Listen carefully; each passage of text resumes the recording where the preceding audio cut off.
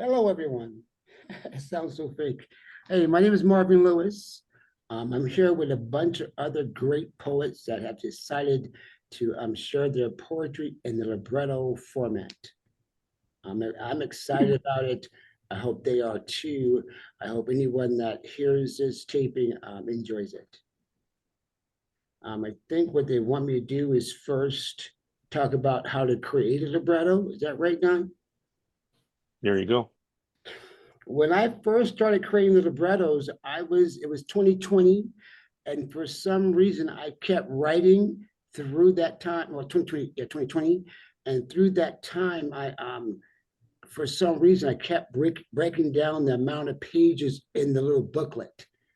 I started out with a full booklet, and then I went to the chapbook, and then we were down to 16 pages with pictures. At that time, we didn't know what to call it, Don and I, but Don came up with the name to help it out. The original Bobby John Press poetic libretto has no page numbers, no titles, no bios, no table of contents.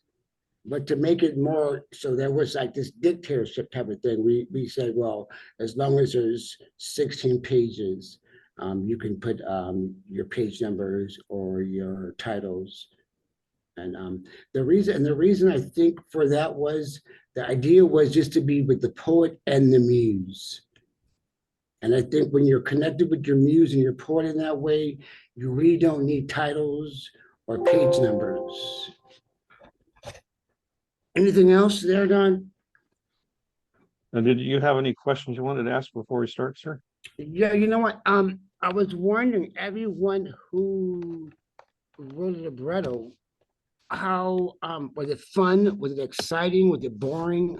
What was the experience for them?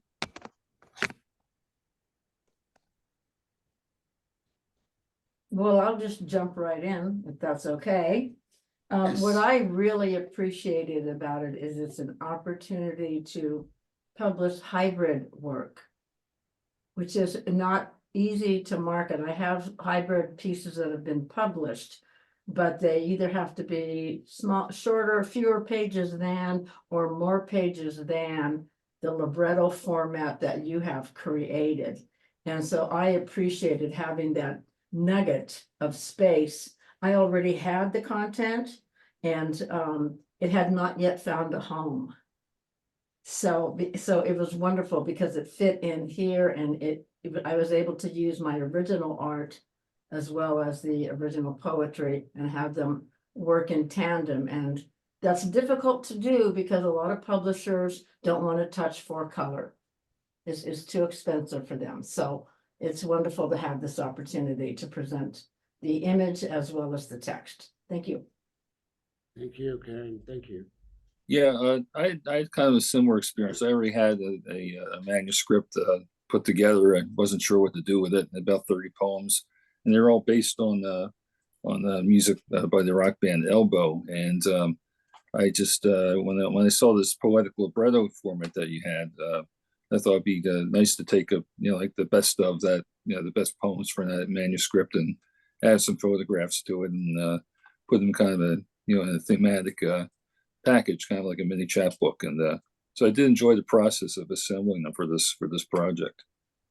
And I think I forgot to say, for you guys already know, but anyone that might listen in the future, the word libretto is an Italian word for small booklet. Mm-hmm. Oh. And back in the day, if you went to a play, they would hand you a libretto with either the music or the text of the play in it. Yeah. So also has a musical connection. It's the term for the text of an opera. Right. Yeah. I was going to say that I grew up in musical theater, and I remember the first time I did a musical, The Music Man, they handed out all of our copies of the libretto. Mm-hmm. And so the first time I heard that we were doing poetic librettos, I thought, oh, that's very interesting. And for me, a libretto was, as an actor, the script that I had with the music as well as the lines. So I think it parallels, since we have poetry and pictures, this sort of marriage of two different ways of expression right next to each other. So it kind of makes a lot of sense to me that those things would go together. Thank you. That sounds so correct. Thank you so much. Well, it's the muse, right? You're the muse, man. I write from my muse. Everything that I create, it's not because I want to be humble, but I know that my muse is doing it. I wish I could stand here and say, I created the libretto. I didn't. It came to me through my muse. And I think when we're writing them, I think we have an opportunity to connect with our muses as we do this. I was wondering, there was a lady that read a couple of weeks ago, and she had sign language and her poetry. And I was wondering, did she have two muses? The muse that channels the poetry, and the muse that might channel the picture, you know? It's like a multilingual muse. Multi-personality is what I could call it. At least one of the voices in my head said that. Well, sign is another language, but it's also a completely different mode of communication. Yes.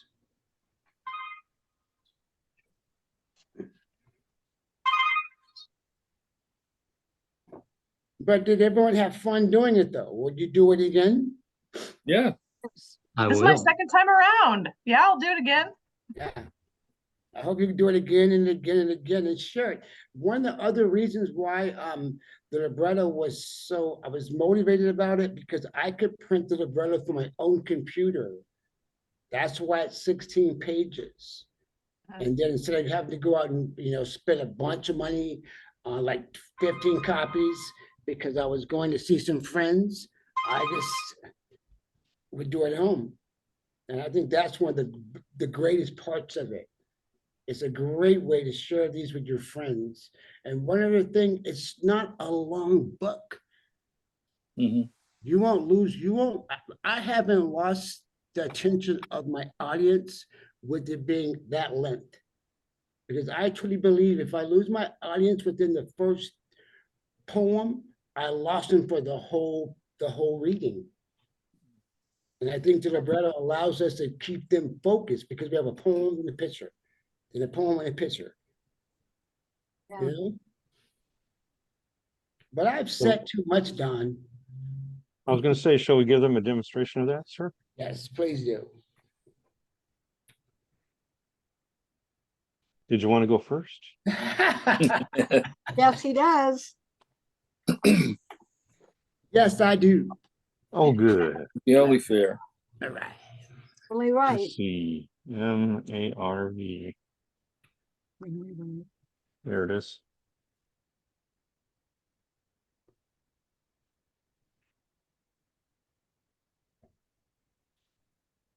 This one. Which one? This one? No, I want to read a burning. But put it whatever you want to put up. Whatever you want to put up. I'm lucky because I'm able to take a picture and then the poem comes later. And I find myself Better in put- cool situations where there's good pictures to take. But anything you bring up, Don.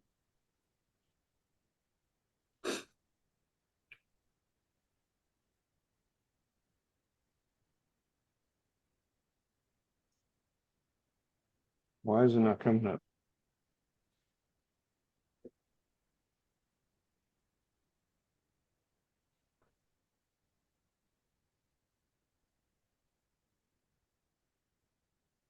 It's about librettos, man. Are different librettos.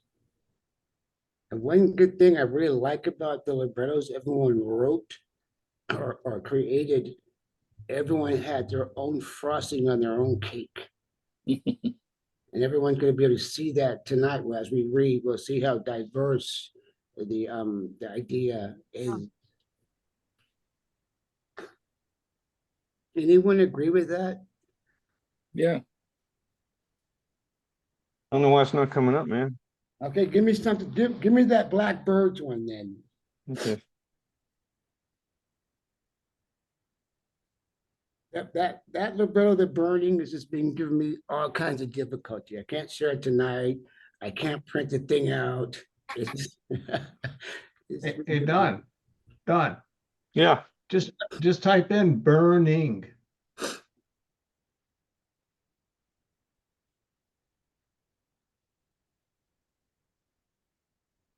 Okay.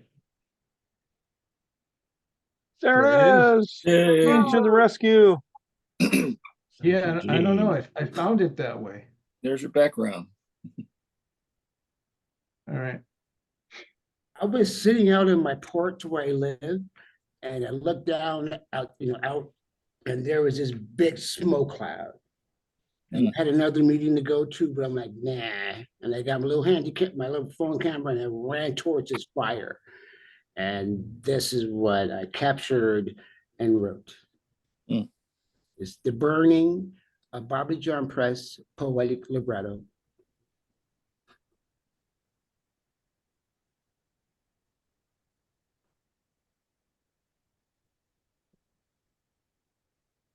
Walking into smoke, joking with myself, found there was thin line between being nervous and being excited.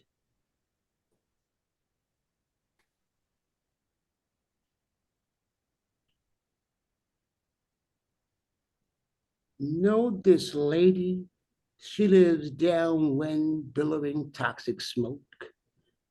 Thousands, gas tanks, old tires, front back seats, front back bumpers on fire. She closed her windows, prayed. Someone on loudspeaker ordered people to shelter in place.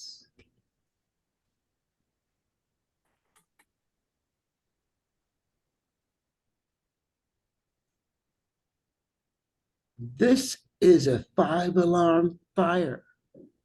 It's 108 in high desert. We have explosions, intense heat. They keep pouring water on the monster. It's not a fish, so they drown it. Heard the captain say, keep your guys hydrated. We will be here all night.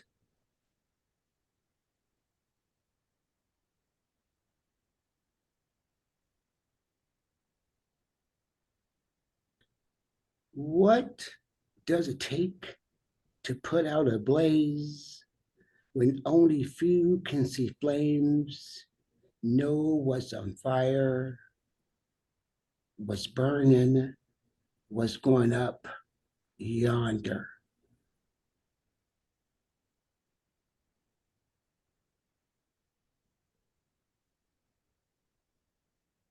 This snake has rubber skin. Its bowels are filled with water. It has multiple beginnings, only one ending. Soon to be pile soggy ashes. Who finds hidden stashes in puddles?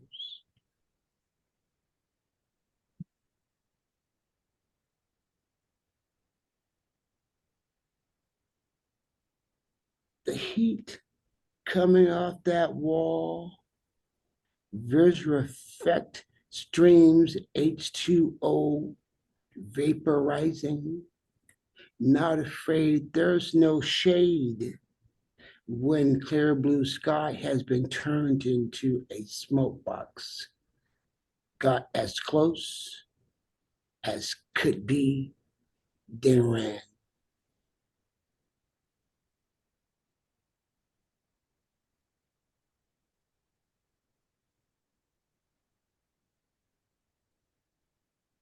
Cool, calm, then collected. This is my job. I am not afraid to risk my life saving you. your pets, your stuff.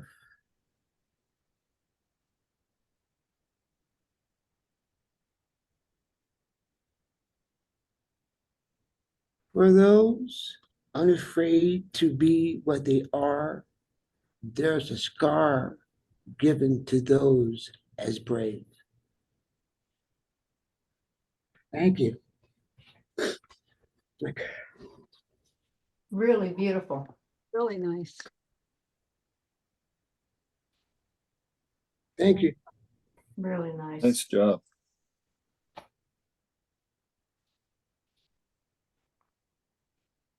Who's Next next? volunteer firefighter will be, poetess will be, who wants to go next? I'll go next, Don. Karen. Can we do Mountains of Ocean? So, hey, Dean, what should I enter for that? Just mountains? Will that do it? There it is. Yeah, give it a try. Okay, looks like it comes up. Yay. Yeah. Ah, what's the deal? Dogs love trees. Let me try that one more time. Mountains. Right, should be okay. Yeah, there you go. That should do it.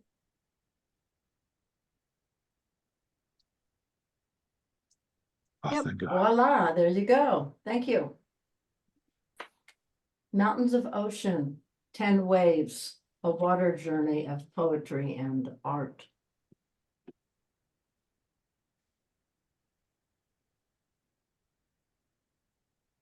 Wave 1. Once we did not know what lived beyond our own seaboards, curious about unfamiliar shells, bird bones, and driftwoods that washed up from somewhere else. We set out to find where other than here was. Some sought profit, others adventure or freedom, none in search of shadows. Wave 2. The captain peers over the ship's bow, salt air licking his skin. The voyage, a bold measure he makes of himself. No matter how long the trip or how many lives bundled in groups behind him drop into the dark terrain between worlds, he survives. He has a right to become rich off the fractured fancies of others. Rarely beats his wife and children when home, worships a steepled, blue-eyed God whose hand rests on his broad shoulders, a privilege for only a few. When he leans forward, the weight of this advantage moves the boat more swiftly. Wave 3. The merchant does not mention cramped berths in the boat's belly, rats everywhere, or else we might not book passage. Unable to sell hope, he would spend his days regretting the chance he'd not taken to become a wharf partner who enjoys return cargo, cacao, tobacco, and rum. So he promises those sailing away the galley crew knows songs to cure seasickness. Wave 4. Traders of saffron in camel hair pouches sleep in the company of perfumed women while their company ships are readied to cross the big blue until signs of danger appear. A red sunrise or roped strands of dried seaweed will stop sailors from lifting anchor. Marine dragons might swallow them whole. Wave 5. As spinster, she knows to look forward, not back at what's now gone. Unmarried, The word sticks to her tongue, but she won't swallow it. A man may become husband, but can he also midwife her poems? She crosses this mountainous ocean, seeks the company of others her age, who sing sonnets and sketch lunar light in shades of just because. Wave 6. As stowaway, the boy comes out only at night when the moon turns her back, when slumber replaces the need of others to ask for his family name, his village, his craft. He now has none. Hiding among barrels of grain and bales of straw for goats, he casts no shadow, forgets the fill of sunlight on his skin and how his mother might have cried when she woke to find him gone. Wave 7. Her daughter, pale face parched, hair brittled into submission by ocean gales, is tenderly alive. She wipes the girl's mouth, slides oat cake crumbs between maiden lips, bites her own to hold back her good fortune. Those who have lost loved ones may find no solace in such news. Wave 8. A swashbuckler, a mere lad at play, who steals valuable treasures, pewter candlesticks, a gold locket, his grandmother's heart, falls to dysentery, is dropped into the briny wilds. She beseeches the good Lord to raise his soul up out of this mournful sea, whose creatures may find his taste pleasing. Wave 9. Husband and wife are given one birth, perfectly sized for a child to share. A slender thing, she lies in the net, he just inches beneath to stop the fall should she slip out. After a fortnight, her body lays portside among others. He cannot bring himself to sleep where she once did. On his back, spine against the hole's wooden floor, he dreams of her only once. Damp brown eyes gaze into his fate, a new life with another. He won't cling so tightly to this one. Wave 10. On new land, most of us empty-handed, empty-hearted, hungry to make sense of sandless dreams dreamt, stuff ourselves with land grabs and berries. Some push aside stargazer legends of weather and strangers who share the same sky but follow the stars elsewhere. Wetted with despair, we toss salt over our shoulders to ward off bad luck. Still, it clings to our sunburnt necks. Afraid we will not survive this wild, we set traps to maim native life, cannibalize any sense of trust we might have in them, not knowing the broken spine ghosts of such ill-gotten choices will forever haunt our sleep. Thank you. Very nice. Very nice. Yeah. We can, was that your own artwork? Yeah, Love it. thank you. Thank Love you. it. Beautiful libretto. That's so Okay. awesome to have both layers of the ekphrastic work in there. Mhm. It Yeah, is, isn't it? thank you very much. The next brave soul is Bruce. Bruce. Okay. My libretto is called The Elbow Project, and it's poems inspired by the rock band Elbow. Each poem begins with an epigraph, which is a segment of lyrics from one of their songs, and here and there I borrow a couple of lines of lyrics incorporated into the poem, but 99% of this is mine. So, 1. Another sunrise. And if it's so, we'd only pass this way but once, what a perfect waste of time, from my sad captains. I can imagine my ancestors in a pub on the foggy north end of the heath, banging pewter cups on oaken tables as the governor barked last orders. While in the harbor, moorings came loose and frayed, and some of the boats would drift into the river, trying to remember where they had been. I want to bang my cup for another lager. I want to float downstream past castles and canals. I want to miss the train but catch the next one. I never want any of this to end. I want the last sunrise to also be the first. I want to toast myself when I wander off and leave only my words to echo me. 2. October Sky. Build a rocket, boys, from Lippy Kids.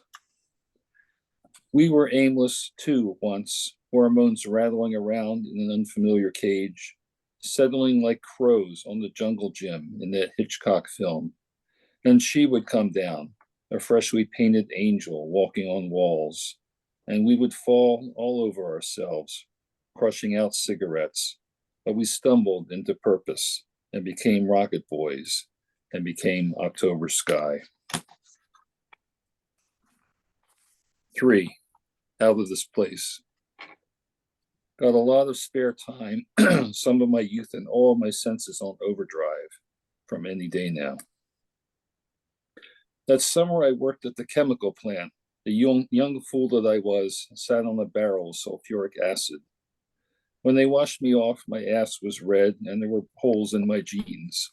But I came back the next day, not out of dedication, but for the money and the resolution to finish college and get the hell out of town. The day I finally left, the drum line of my work buddies marched me out through their loading dock doors, banging on those goddamn chemical drums. 4. How to Die Happy. My sweet trampoline from Flyboy Blue Lunette. All of this bouncing, this back and this forth, and the layover boredom, I wait with a drink and a smoke and whatever they have in the idiot box. In the old days, they would let you smoke in the bar. But now those 2 monkeys are climbing my back. The one is bile green and the other soot black. And I know if I shake them, I'll save my own life. But the pangs are too much, like a dull, rusty knife. Will you be my solace, my rising red moon?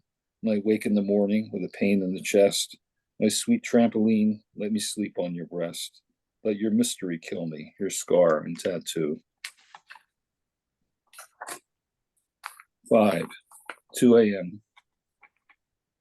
I'm proud to be the one you hold when the shakes begin, from Powder Blue. This diner could be a Hopper painting, but instead of coffee, we share a dish of soggy fries. Tonight, under neon lights, we look even more sallow and desperate than we are. But I want to tell you that I'll stay, even though I don't know where I'm going, in this city where saxes sound off like sirens, and the rain could easily wash us away. 6. Morning Glory. Kiss me like a final meal from one day like this. I burst through curtains when sunlight hits her blue eyes, 2 slices of sky. How did we get old, and what morning alchemy keeps us feeling young? Bones and muscles creak, but hearts drum like yesterday. Another first kiss. One day like this would see me right for life, but luck blessed me with many. In dust and routine, even dreary days, we find uncurtained moments. 7. This side of the horizon. Throwing both her arms around the world, from magnificent, she says. You, little one, are magnificent, to use that word with as many syllables as you have had years on earth. I can't help but catch your joy and forget everything else on this beach, this sandy world where the waves wash over your toes, where a shell becomes a shovel and a piece of sea glass a precious gem. My fears are still not far off, just over the horizon, where sea monsters or warships may lurk on any given day. But for now, let's be builders and fashion a magnificent princess castle for the ages, or at least till the next high tide. 8. Looking in the rear view, a word acrostic poem. Dear friends, you are angels and drunks, you are magi. Old friends, you stuck a pin in the map I was in, and you are the stars I navigate home by. From dear friends. Dear departed, dear still there, friends who have been part of the journey, you all got me here today. Are you sleeping? Are you awake? Angels and demons and graybeards and ghosts, drunks and teetotalers, scoundrels and saints, you all are indispensable. You are worth more than any gift of the Magi, more than any billionaire's cash. Old days sometimes fade like photographs, but friends, you are the afterimage of my eyes. You are the memories that make me smile, stuck in the brain like a favorite record, a butterfly on a pin.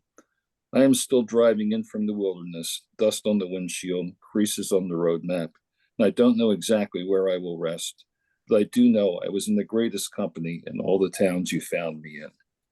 And you have my gratitude, you clouds in the sunset, you who are a 2-lane highway through the plains, the rest stop, the last gas, the stars that knock me back at night when I gaze overhead, the same ones I used to navigate toward the last leg of this trip, home by breakfast, home by morning.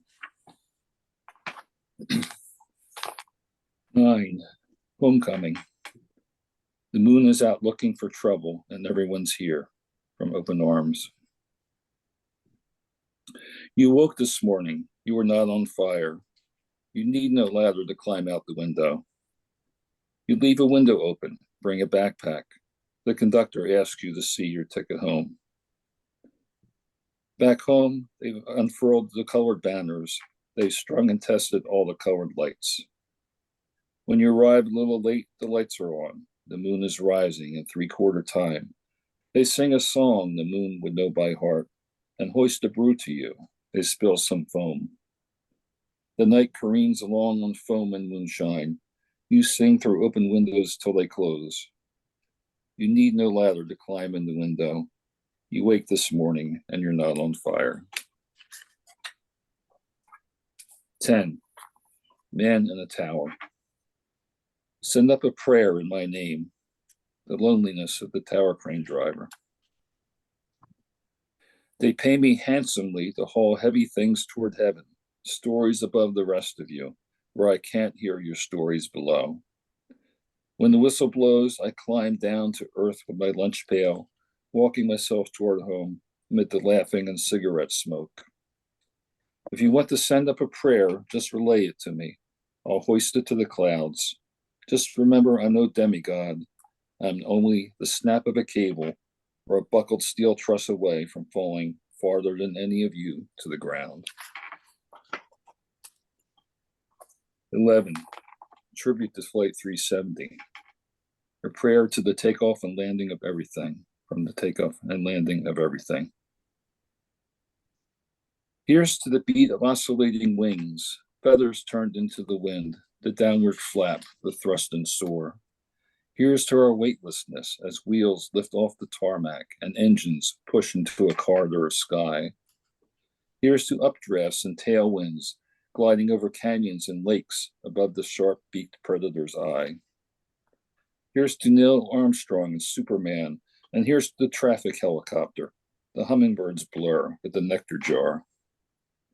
Here's to coming down again, tires chirping, talons clutching, welcome rest, firm feel of home. And here's to those who fell in the sea.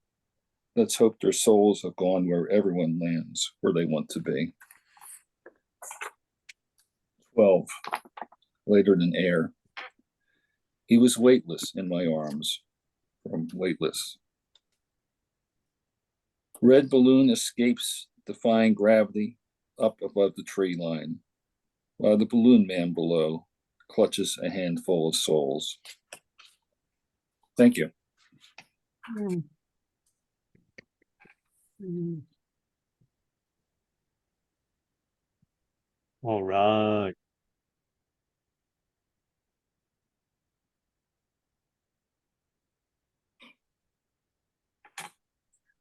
The photos, by the way, are all courtesy of Unsplash. They're not original photos, but it's a I don't know if you know the website, but it's a great website where you can get free photos that are available to the public from the photographer. So I gave them all credit in the libretto. Ray of Soul number 3. Number 4, I think. Was it Ray of Soul number 4? I'm sorry. Yeah, that was number 3. There goes my rhyme. Who's gonna be?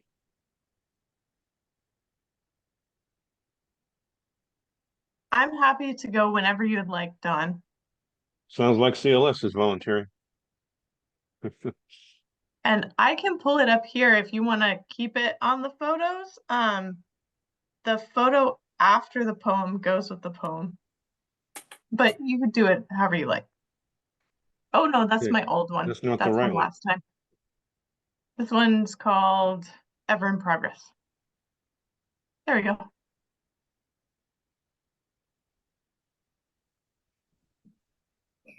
There is. Okay. Ever in Progress. On my way. On my way to school this morning, reciting that poem for the 30th time, I wonder why no one will let me merge. My phone keeps teasing me with texts and emails, but I'm trying my best not to give in. My dog Sadie's eyes haunt my mind. I hate leaving her by herself behind all of these interruptions. In that debate last night, leave me wondering if there's any hope left for the change we can believe in. It's almost my exit. Good thing I have time to grab some coffee. Waiting for something to happen.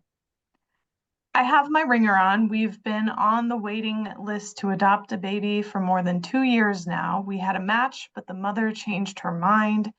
I have some time off that I was saving for when we brought home a baby, but the time was up to use it. So now I took a year off and just wrote, took classes, volunteering in our 6-year-old's first grade class, working part-time at other jobs to pay down debt. Not a wasted year. But the something I wanted to happen just hasn't yet. It's been a week of action. The dog threw up all night. My car was still in the shop and the gas bill was triple that which I expected. As I keep waiting for something to happen, I guess I just need to be more specific as to what I'm hoping for.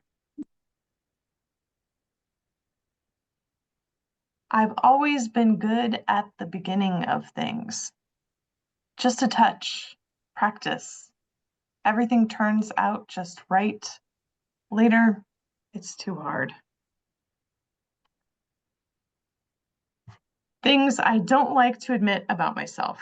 My hair has more gray than I would like it to be. My waist is thicker than I ever thought it would be. I've lost a bit of strength and flexibility. I don't have the focus and self-control I would like. I'm not as kind and patient as I hope to be. I'm not as consistent as I want to be. I don't make enough money or have enough children. I don't own a home and I have too much debt. I have more sunspots and wrinkles than I want. My hair is not as long or as thick as I want. Keep wishing and I need to take more action. My heart. He was pretty. That always got me. He could talk a good game. My heart feels so fast. It was the second time she'd betrayed me, fallen for a slick, fast-talking, handsome guy with lots of game and plenty more options. It wouldn't be the last time. I should have said, I said love. That's what I wanted to say, but I should have said something like lerv. There was something tugging at the corner of my heart. Then he got bored with my cliches. There were a dozen moments I could have corrected myself. Somewhere mothers on the playground were watching their little girls and boys, hoping there would be no scraped skin, scarred knees. I practically chased him behind the tree and turned to get his kiss, peck on the cheek. He took me by the hand and I said I'd never let go, but I said too much. Don't think like this. Don't think like this. He's the man of your dreams and you're off in your own fantasies. Don't think like this. He gave you his all and you're up to your own little schemes. Don't think like this. From so far away, the grass will always look green. I used the wrong key again, but it was the right door. I once knew this lock. The key was under the mat. This time, it won't turn. Just another day. Another bomb dropped today. I can tell you when and where, and I can swear that I care, but I've never been there. I'm still brushing my hair. My hands are connected at the wrist behind my back, and I'll never let this one go. There's just one more tear falling to the floor, and my head is crammed full of a rainbow. I let go too soon again. There's one less reason to wake up, one more reason to sleep in, another dead, one more dying. And they want me to teach a speech class to the students that assume the sun will rise another day, whose greatest worry is whether or not there are any Eggos left in the freezer. Then he walks in with his red hair and grin. He emancipated himself from a foster system that drops children like bombs on the sands of empty parents who view their young people as just another paycheck. My rhythm. He wouldn't want to dance again after this time. I'm stepping on him. The dance. When I reach forward, I feel pulled back. A step forward begins in reverse. I light fire to boil ice in the deep freeze. My ink is erased and my pencil lead permanent. Sliding into splits leaves me upright. A somersault feels like a layout. My car's reverse gear puts her in drive. Every time I touch, everything I touch turns into the opposite of my intention. Respond. The pastor says the best way to respond to hate is love, and the best way to respond to fear is with faith. I know I have this juxtaposition deep within me too, but I get bogged down in the hate and the fear. Regrets. It's hard for me to believe anyone is being truthful when they say they have no regrets. I cannot believe people who only wish they had done more. I regret so much. If I could, I would have stopped myself from so many things I did on impulse. I would have studied harder, worked more, taken less playtime, so I could be where I really want to be, so I could be the person I wish people knew me to be. My ideal day. Award, my baby born. Family time all day long. Massages and lots of hot tubs. Perfect. Talking to 10-year-old me. If 10-year-old me saw me now, she would wonder why we gave up so much, how we ended up here, and why we haven't made much of a difference. But then she might be impressed at all the roads we took that she never imagined existed. I would gently break the news that she only has 2 years before mom and dad split up, only a little longer before mom's drinking took over, a few more years before she would be sexually assaulted. Not long after, great-grandpa and great-grandma would die. Not long after that, our own alcoholism, depression, anxiety would take over.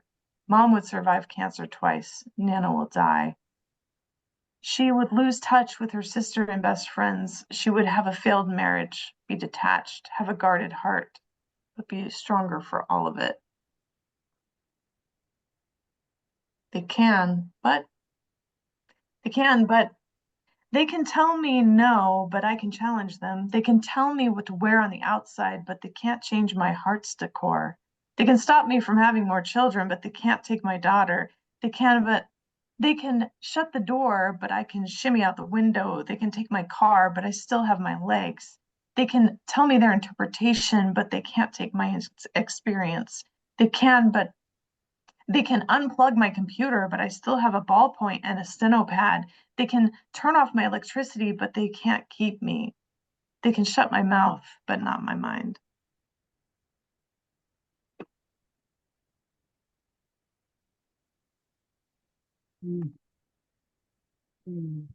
Really nice. Thank you. Excuse myself for a second.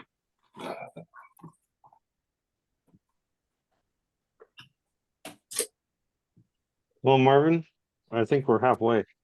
Doing pretty good. It's 8 o'clock. Anything to say, sir? You're muted. I can't say enough.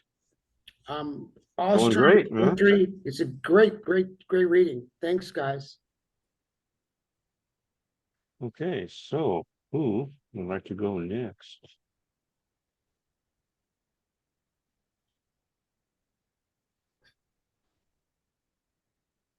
I'll go next. Looking like it's going to be Lorelei. Did I hear you? Yeah, you Yes. Okay. did.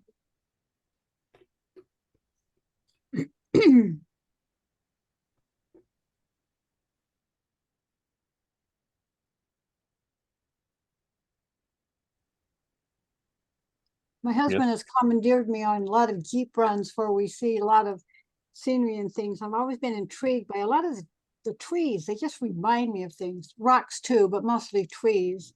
So mine is called Quirky Trees Poetry. Poetry celebrating petals, leaves, and quirky trees. You really have to look at this picture to understand the poem. Look long and hard, everybody. Okay. Half note Joshua.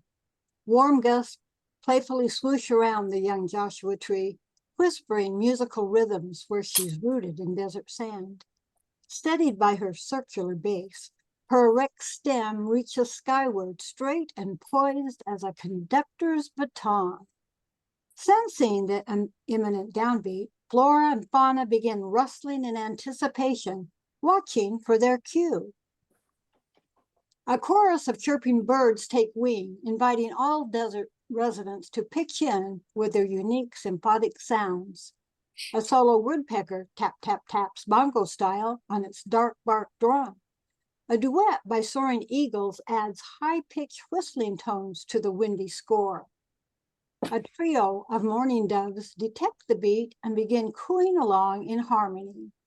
Black-tailed jackrabbits race, lizards leap and scamper, squirrels scurry and skitter, road drummers bob and bustle, red-spotted toads croak out trills, rattlesnakes add percussion. A cacophony of melody washes over the landscape, blending easy listening rhythm through every rock and reel. The air vibrates with musicality, owing its inspiration to the half-note Joshua, standing tall on a cactus-studded hill.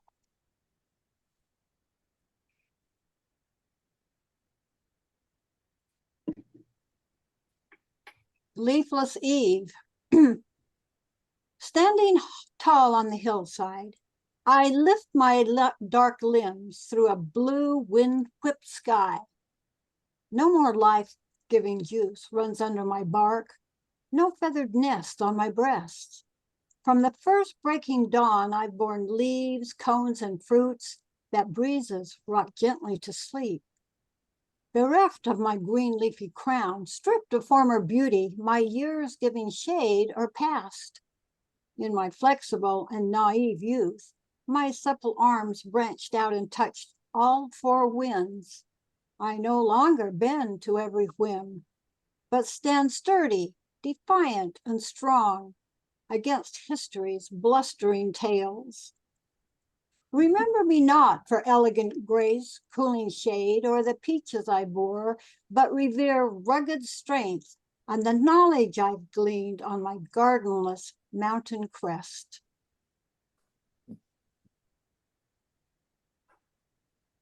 Have a look at the birds there. Ballet at Hesperia Lake. A gang of shrieking geese arrogantly strut past as I jog around the rippling lake.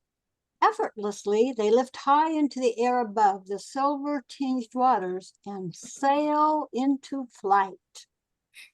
Their white soaring wings slice the evening breeze, rhythmic as a conductor's baton beating a startup cue, and with flawless cadence, the ballet begins. Sleek feathered tutus fill the air as multitudes of pitch black starlings flap above, synced in perfect harmony as they pulse across the vast air-filled stage overhead. An elongated circle of airborne wings creates a dark streak of life, wild flutterings juxtaposed against silent soarings as forms glide against the dropping evening sun. Wings held out straight, then on silent downbeat, flap furiously as the leader pirouettes, first east, then north, west, south, forming an elliptical orbit above me. No single bird claims main attraction status, but all perform as one, until breaking into groups of 4, 3, 2, abruptly one soloist splits off in a new direction to steal the show. Sky freedom reigns, looping, twisting, spinning round and round until all reunite for the finale, as if always the plan for their final curtain call. Who choreographed this masterpiece of flight? Then, just as unannounced as first appearing above my head, they die, disappearing into waiting limbs of a towering nearby elm, settling in silently for their nightly slumber. Dark surrenders to the brightening moon. A cacophony of chatter breaks loose from ducks bedded down in the nearby marshy thicket, squawking their approving applause. You have to look closely at this picture to see what the poem's about. So can you remember the picture? Okay. The Brown Owl Condo, open house, Motina Wash Airbnb, right off Rattlesnake Canyon. Towering branches scrape desert sky, columns filled with circular spaces, multiple lodging choices open, nesting supplies plentiful. Amenities abound, natural light, terrace patios, community gardens, guest suites, outdoor dining area, private decks, singing rooms, circular balconies, freshwater springs year-round. Tenants desired: cactus wrens, mockingbirds, brown barn owls, woodpeckers, Leconte's thrashers, Gambel's quails, mourning doves, sage sparrows, verdins, cedar waxwings. The Brown Owl Condo, no bugging HOA limitations. Early birds snag the best selections. A feathered nesting kind of place, a natural resting kind of place. Fly by now. You really have to look at this one. If you see what I see, okay. Kicking the limb fantastic. Burnt ebony lass, downside turned up, your hips springing skyward and free from forest rich, dark, sandy loam. Both slender legs tightly encased in fishnet mix stockings like coal, piercing white clouds sailing by. Kicking high, heels overhead, defying all rules, flouting your solo performance midst spangled dry leaves, dappled hills, inky black toes, stretch dancer's pose by backdrop of green-fingered ferns, while grass grows and cool breezes sigh. Kicking high, creative, distinctive your dance, these roaring, wind-blowing new 20s, with razzle, jazz, dazzle, natabs. Raven-hued heels shoot through blue air, then tiptoe in hovering clouds to morning doves' coo-cooing cry, kicking high. Performing all day, your risque display, thighs thrusting high, reaching for sky, so daunting and so unabashed, kicking ash.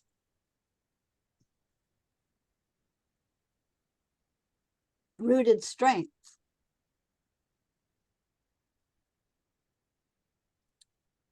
Like wavy spider legs, crawling across steep banks, clinging, curling, creeping. Bare roots dive deep, deep, seeking nourishment, dangling, delving, detecting. Digging down into bare earth with grit and tenacity, holding on, holding fast, holding tight. Providing sturdy foundation for towering tree trunk above, anchoring, absorbing, advancing. Oblivious to buffeting forces, whipping winds or biting frost, searching, stretching, seeking. As each new dawn breaks, may I strive for kindred strength, holding fast, digging deep, seeking growth. Oh, I love this picture. What does that look to you like to you guys? We saw this on a Jeep trail and I said, stop the Jeep, I have to take this picture. The lizard, after William Blake. Lizard, lizard, slinking slow, under forest dimming glow. What long vanquished limb or tree could form thy daunting symmetry? In what distant bog or swamp, where yesteryear thou dared to romp, did thy heart begin to beat? With dreadful hands, elusive feet? What the logger, what the chain? Did thunder clouds swish round thy brain? What the thickets, what dead roots dared claim such dreadful attributes? When tall pines shed down their spears and fell unfettered through the years, did howling winds carve out each eye?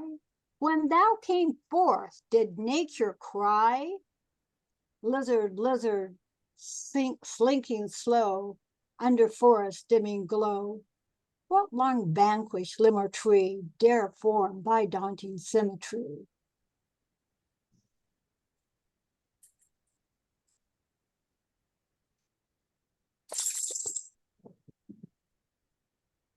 Desert drought.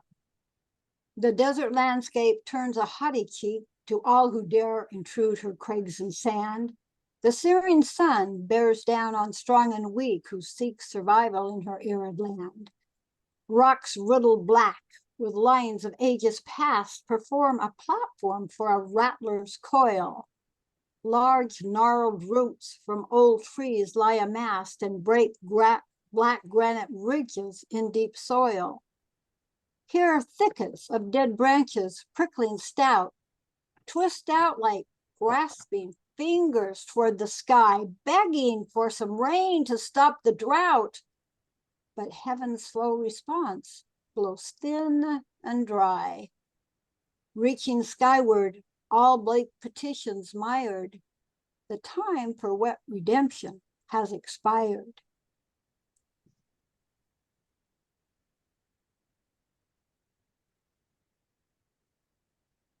Choices in red. Old concrete walls edge the freeway, teeming with torrents of sounds as tendrils of red bougainvillea creep over and down cement walls, heavy with lush, vibrant petals that reach for their spot in the sun, moving inch by inch ever so slowly, adding cheer to that old slab of stone, ever creeping to cover the wall. A red, rugged semi rumbles on past, its broad flanks declaring its theme, global transportation, in capital letters next to its proud coat of arms. Rubber on asphalt and whop-whop of tires, action rolling and pounding along, moving mile after mile so swiftly, trucking treasures to far waiting ports, ever racing to cover the globe. The red truck speeds down that highway, charted and dispatched and fast, day and night chasing the wide road ahead and claiming the rim of the world, whizzing past carefree red blossoms that inked all along that smooth wall, reclining and blooming in stillness as a breeze shoves their fragrance around. One hurtles in long streaks of motion to capture the world as it turns, while one creeps along in the warmth of the sun and basks in each moment serene. Two reds, but which one's for me? Okay, you see this picture? Remember how it's formed. Okay. Exhibitionist. She. Ambling through the woods, I spot myriad pairs of trees that look like a gal turned upside down, her legs bursting out of the ground, hips still half submerged, not at all shy. Beneath the forest floor, I spy her slender legs, heels holding nests, kicking tall into the sky, toes flailing leaves, arms reaching down deep into the soil, searching out wet nourishment, digging to supply underground support for her supple, shapely limbs. Unabashed, she spreads her tree legs wide. No fig leaf hovers to cover the center of her creativity at the meeting of her thighs, the place of new beginnings where no dry modesty resides. Instead, vitality branches forth, green, lush, fertile with ageless pride as she flaunts her feminine wiles, entwining passion with new life. And of course, this is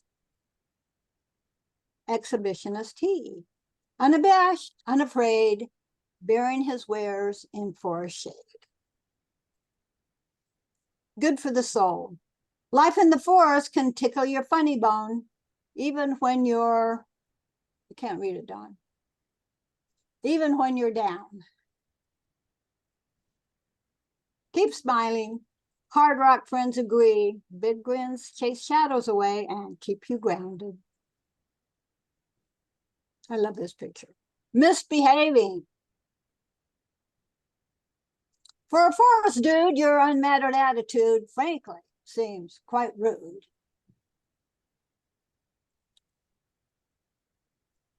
Crowned. Wandering along a mountain path, I stumble upon a crumbling pine, fallen and still, sprawl on the top of the forest floor. Less than 5 feet tall, her brittle needles cling to dry branches, as thick grasses aggressively intertwine her broken limbs. Leafy ferns of green also encircle her sagging form, companions true, wrapping her against nature's frightful wind, weather, or storm. Poking through collapsing branches near her tapered top, cheery yellow flowers burst forth triumphantly from a prickly cactus mound. This unexpected splash of color in her decaying mist suggests a delicate crown, lending soft dignity to her final resting place. Considering her demise, I heave a heartfelt sigh that when the dark earth calls my name to lie beneath its loam, I'll have close friends enwreathing me and a glorious burst of memories encircling round my head, just like the fallen pine tree decomposing in the forest.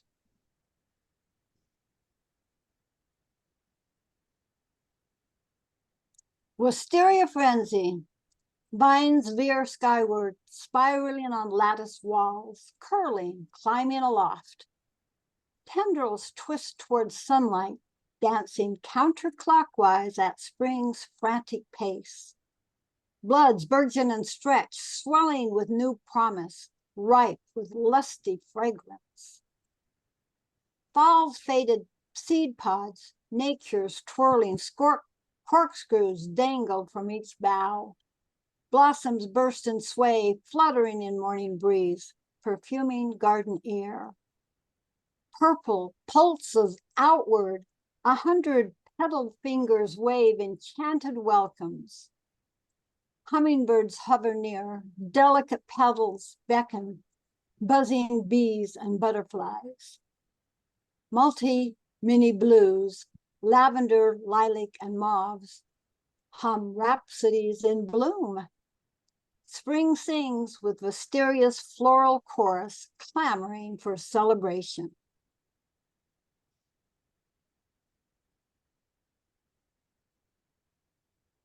Oh Joshua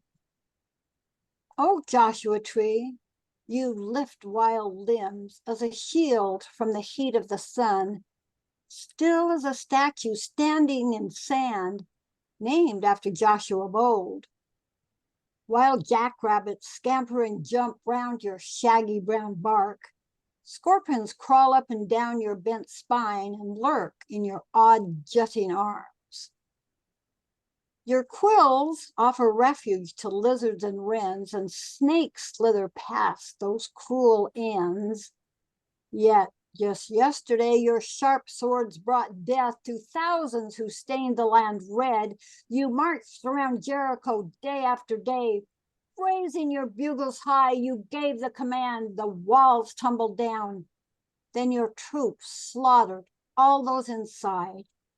You smote all the country, all of the hills with the edge of your mighty swords, slaying soldiers and mothers and babes in their beds, and kings, even 31. Joshua, recall how you lifted your eyes and exclaimed, "Look, the sun's standing still." The light in the heavens refused to go out as it witnessed such bloodshed below.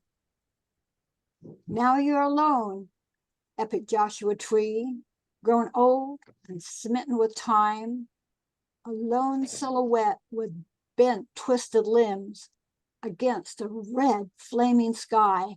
No haughty armies can you command, no promised land can you seek, only branches braced high across a hot, searing sun to block scorching memories. Do you lift prickly arms high up in praise for the heated battles you've known? Or to beg forgiveness for the carnage you've wrought and seek peace to quench your sparked soul? That's it.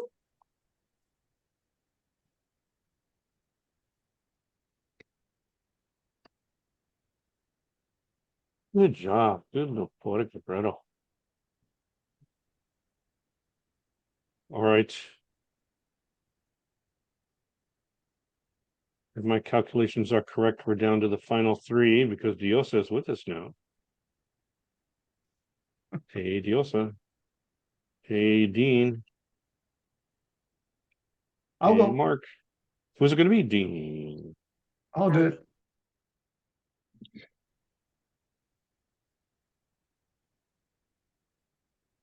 All right.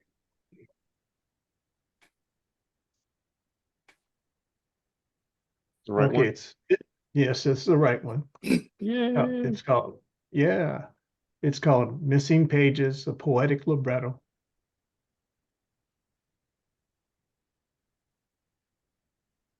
Come explore urban domains where missing pages from their book of lives flutter the alleys. Miraculous spark of life, precious gift, melted in the forge of bitter experience. It's a wonder that we all are not destroyed. Let us look at the picture.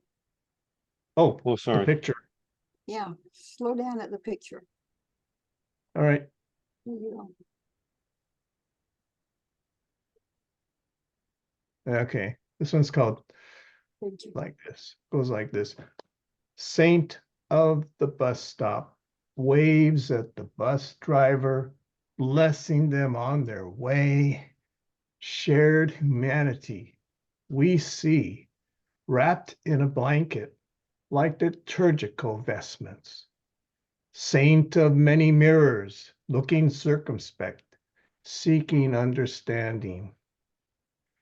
Poverty, honesty, vulnerable, illuminating grace or mercy or justice, us through tragic accident, light out of darkness. All right. Missing pages. Missing pages from a notebook, discarded, unfinished scribbles, feeling still brewing, impossible to shake. Experiment upon experiment, the pen runs out of ink. We're no closer to leaving behind fossils of our experience. Some record of existence for others to consider, perhaps not insights, but hints of what it meant to be human.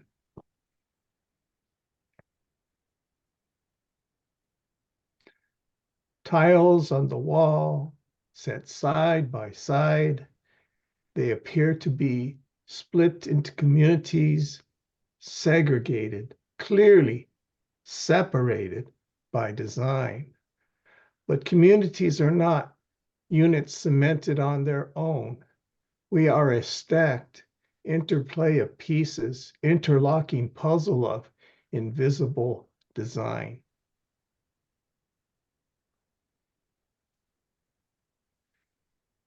May we find grace, the strength to overcome the challenges posed by our bodies on a collision course with death. May our hearts and minds rise, lifting our spirits, lest we sink into depression.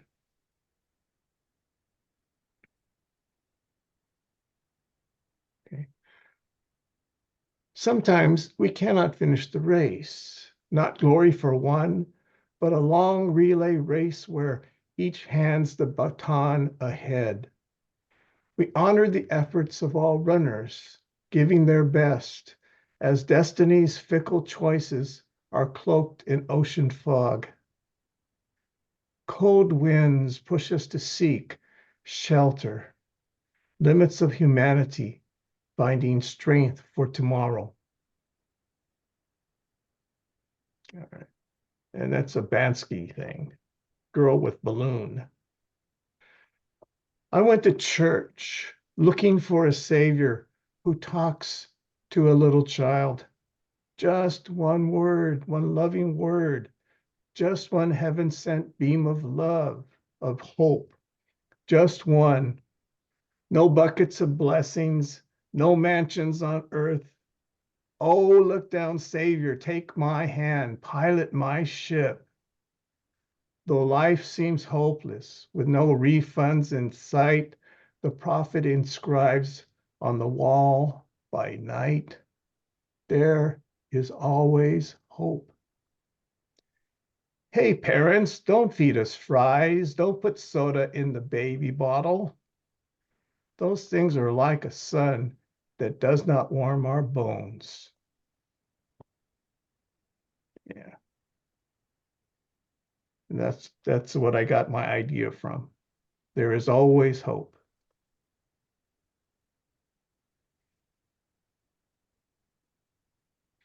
Yeah, this is an adapted poem from Naomi Shihab Nye.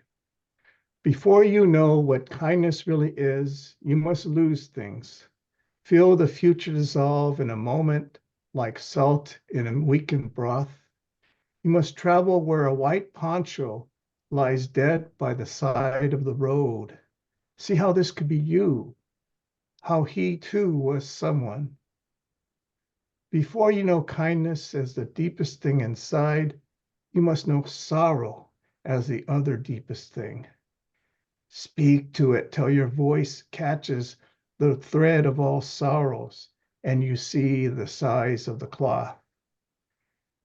Then it is only kindness that makes sense. Tying your shoes, sending you out into the day to mail letters, purchase bread, and then going with you everywhere like a shadow or a friend. Right?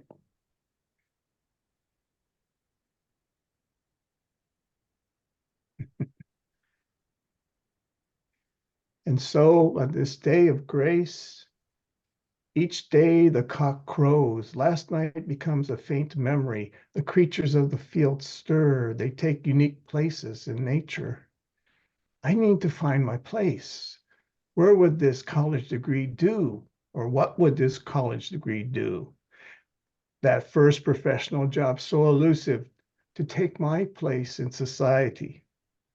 It's not a conscious effort, but we are courageous to do our jobs, then to sit back, and when we've disappeared, marvel that the world keeps spinning and the cock keeps crowing.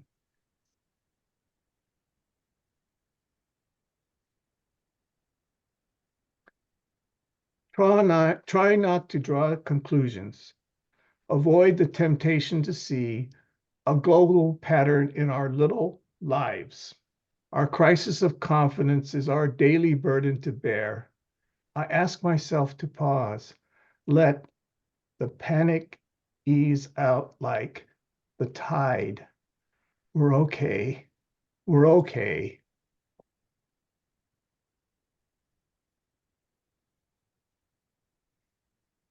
This cacophony of crows, of rush hour traffic, flashes of windshields, the scattering of tree leaves, this scene, a menagerie. They opened the cages. We believe that order was divine, a well-kept zoo, best illustrated lives well lived. But life fought back and struggled to be free. With each flap of wings, virile wild birds preach freedom, creation before the subjugation by greedy men.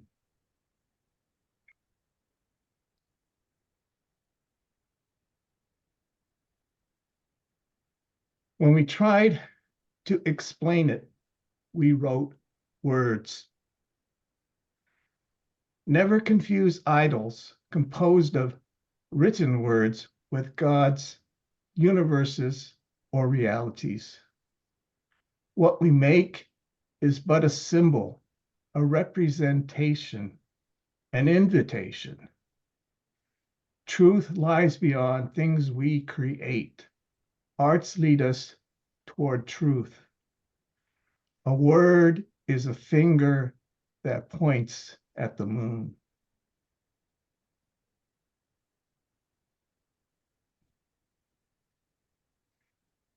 Bless my weak heart, O Lord, for it beats slow and life races ahead. Now my guts feel twisted and tense. These days I avoid traveling to do much. Taking the next step has never been so hard. Give me a word, O Lord, a piece of daily bread to sustain me, one to lift me out of my stale bed. Something more than a distraction, a precious spark to start my day. Calm my fears, O Lord, show me fountains of strength, enough for today and beyond. Though shadows press and doubt binds, desperation can open the eyes. Lead me to grace, O Lord, amidst my tangled thoughts. Show me how to find peace. Give me life's portion for each day's journey and compassion to embrace the struggles of others. Yeah, this is just like the end piece. And there's a couple lines that says, live with deep compassion as there are layers in the litter. Thank you.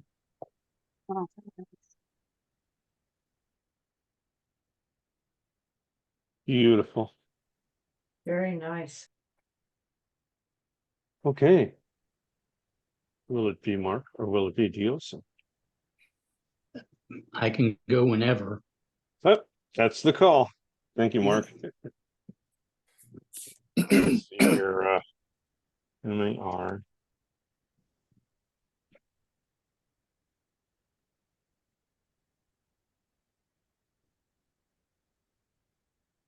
Yes. Oh, that's not the one I was intending to read. I was intending to read Blot. Okay, let's head down.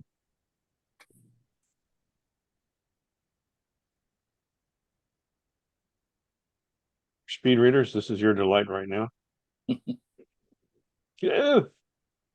All right, I'm just gonna have to go with that title then. Let's try that. Dean said that's the way. Blot.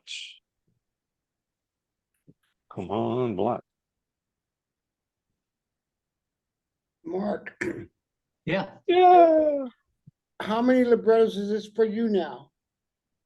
This is my third. The third. Okay, so for this one, I created images that were vaguely resembling ink blots, Rorschach blots, and rambled on about each one.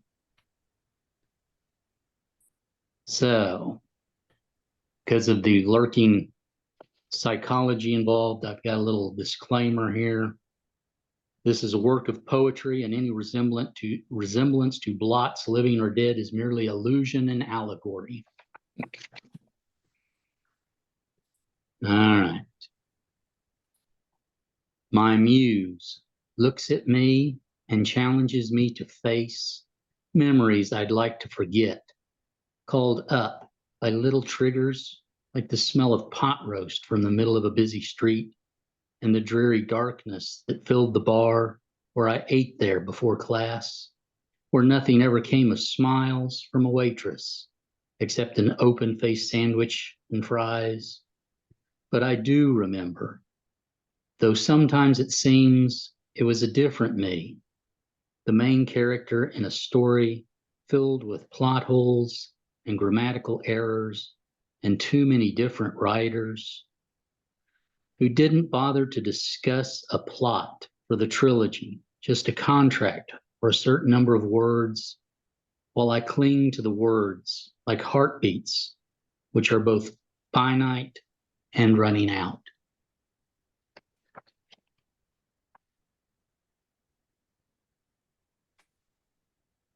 I watched the pure of heart, people that taught me better, become wolves as the leaded gas fumes reach down into inflamed brains.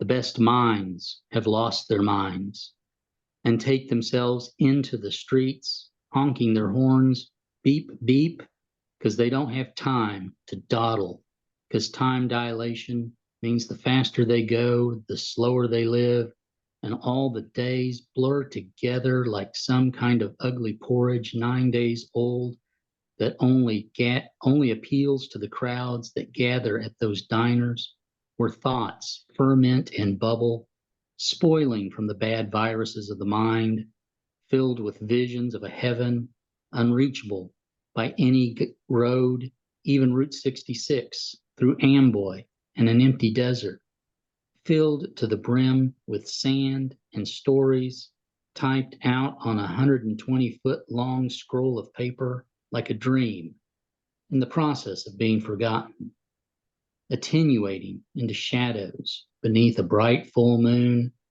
waiting for my suffering to end.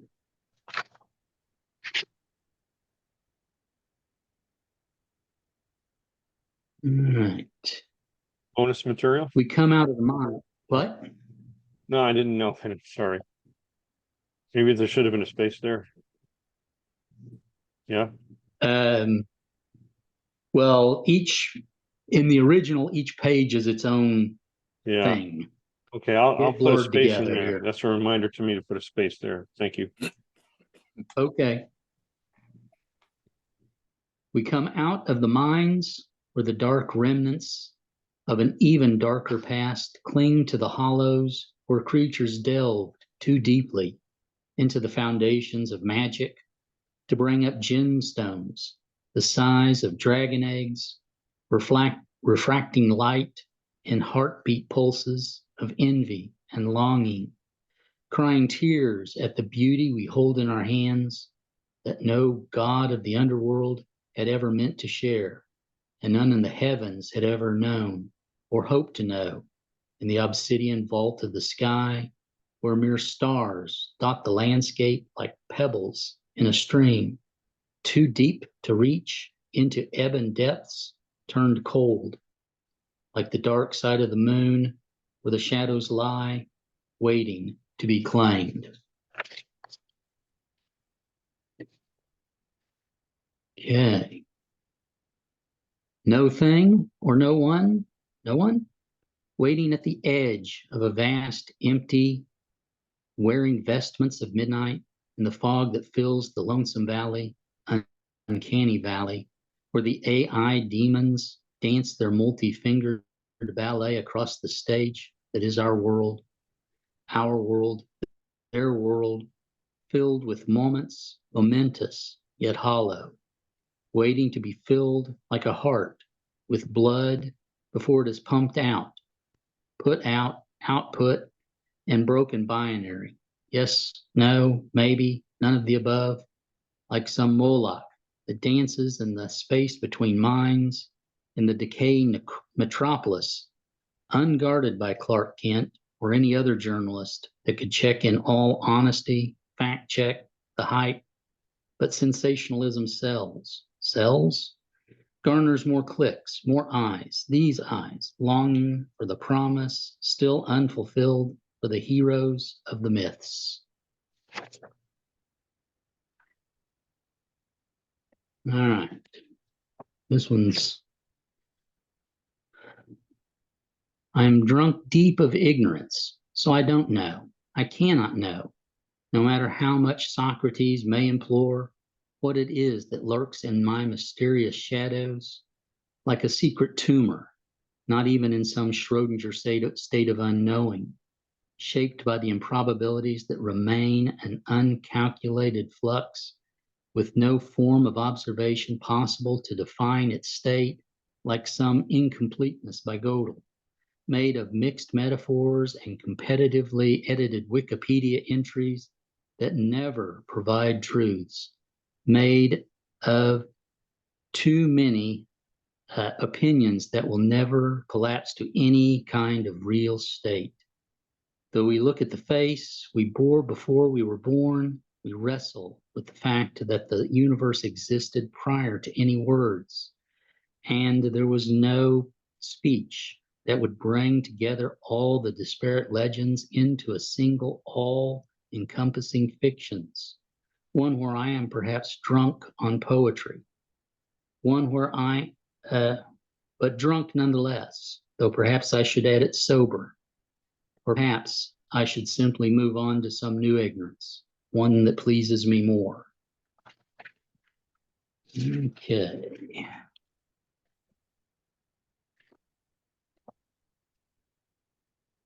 It is dark beneath a midnight sky where the starlight rains down through the redwood trees while we wait past midnight for a rising sun that oozes across meadows where voles dance, through green fields dressed in summer and will never be there again, since neither the meadow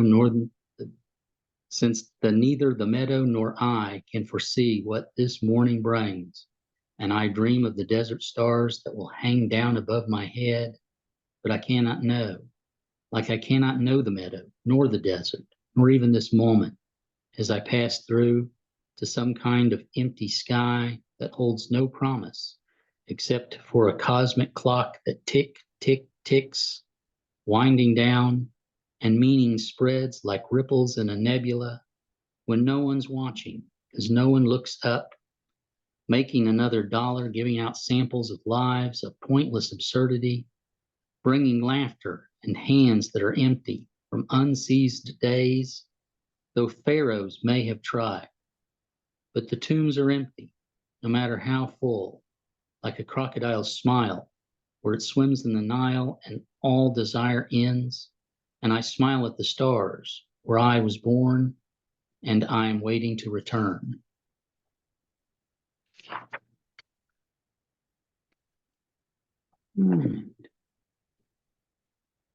Tardigrades walk tall on their tiny feet, not quite immortal, though some have survived space, having lived through a world of dinosaurs and a world of humans, and they basically ignore us all, for we are merely passing through disasters that come along now and again to trouble them for a moment before they return to more important matters, tardigrade matters, inscrutable and mysterious, like some unseen alien race that shares this world with us and waits for us too to pass while they travel time's arrow to a future we will never know.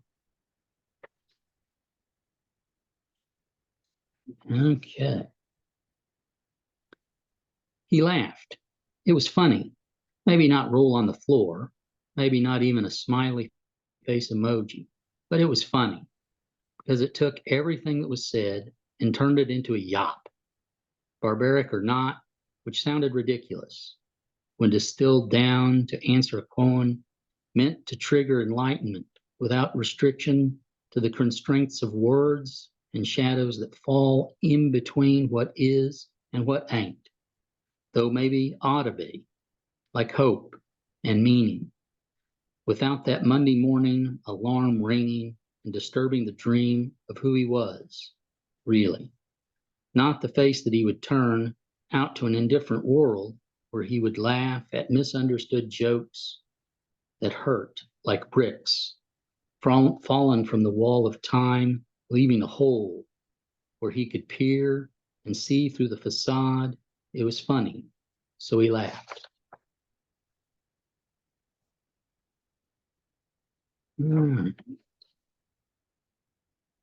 Two ravens, Mac and Maine, with all the empty promises made, lost in the dark clouds of nightmares that drift between the bones that have lain out in both midday's sun and the dark of midnight, waiting out time in the ashes of stars, burnt offerings given to absent gods, fluttering about in the quantum noise, on wings of leather and fear, facing anger because things aren't right, but incapable of fixing anything until they're observed, like the tree that never made a sound, never cried out at the pain of a poisoned earth and a malignant sky that looms over where the ravens argue the positives of death that comes even with the immortality of each instant which has ever been, even though, even now, every passing now fades into a forgetfulness,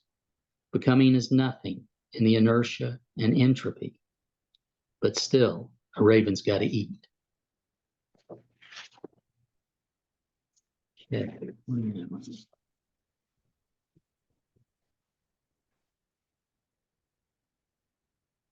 Okay, what does this one start with? Them? Are you? You're hanging in there, man? Okay, got it. Okay.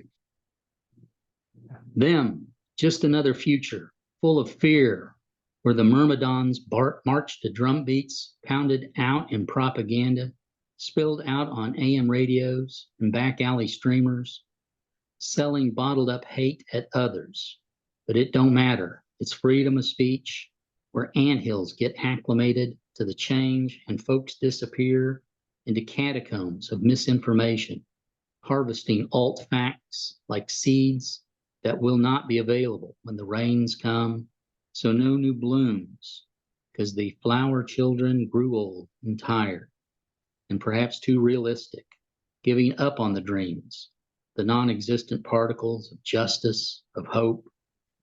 So now we got to hunt down the nests to eliminate the nightmares that come down to earth with the Martians, to spread like sand across our deserts, where once were oceans before the climate changed.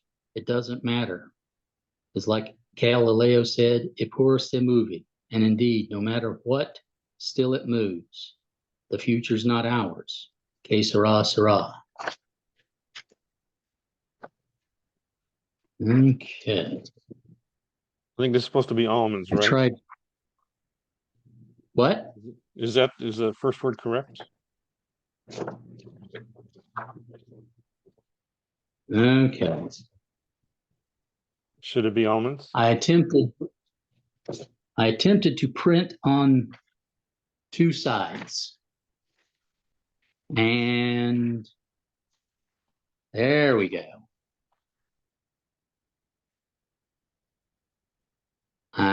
Sure, we'll pronounce it that way. Diamonds. No. Is it supposed to be almonds though? Because I'll fix it if it is. Okay, thank you. This It's is a great way to. Diamons. I don't know how that's like that.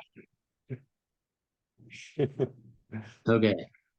Daemons, possessing artificial intelligences, visited by some virtual exorcist, will split pea soup of uncompiled code written by forgotten humans and shared on instructional websites, like recipes with 4 pages of unrelated crap before you get to the stuff you want to see. And the jump to button works so slowly as they want the clicks. So many clicks, like the gears of a difference engine jammed up with a moth, bugging the system. And Spock defeating the computer with a paradox. But the real AI, the ones we have today, are already quite mad. Insane on the ramblings of too many humans with too easy access to spill their own nonsense onto an unsuspecting web. With little regard for reality and cosmology, where observations are made without observing, without seeing. The world is indeed round and not an azure peanut, while time drags out, dressed in its finest, but everybody knows that it's just a veneer glued on top of old plywood, like some kind of TV ghost town where the robot cries out, "Danger, danger," while we puzzle out how to defeat the rubber-suited terror that we have created.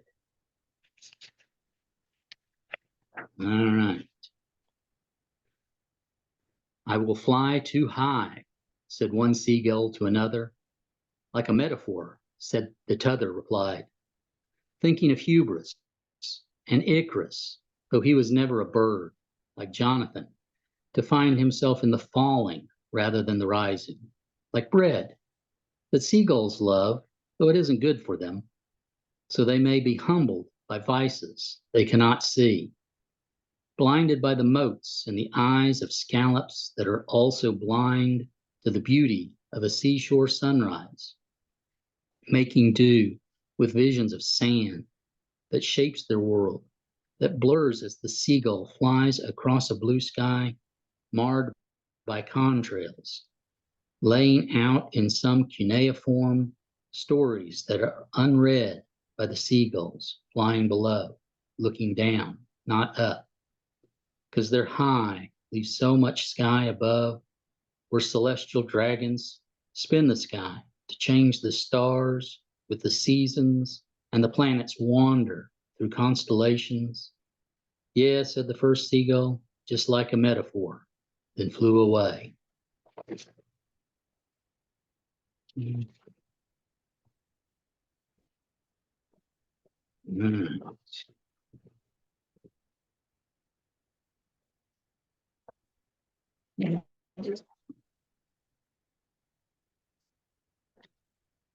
All right, I think this is the next one.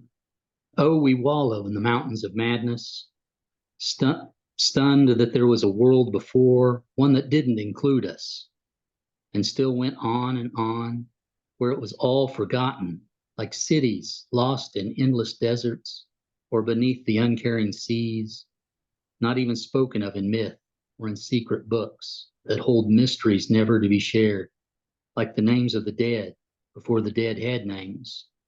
While the voiceless stars raged in their thermonuclear fire, no one heard, no one saw that there was light that filled the great emptiness, the expanse, filled with quantum foam, virtual particles that spell out improbabilities, filling the gaps like some elder god that we all fear but cannot understand, that claws at the backs of our minds as we listen to the scrabbling of chitinous feet that crawl across the gravesides of whole worlds as galactic neighborhoods get torn down and rebuilt in degenerate edifices, more beautiful and less understandable than the shadows of rules we can't hope to grasp, to hold against the creeping of time, the horror of knowing we can never know, as the play plays out and we learn that no one else has read the book. At least no one else studied for the test.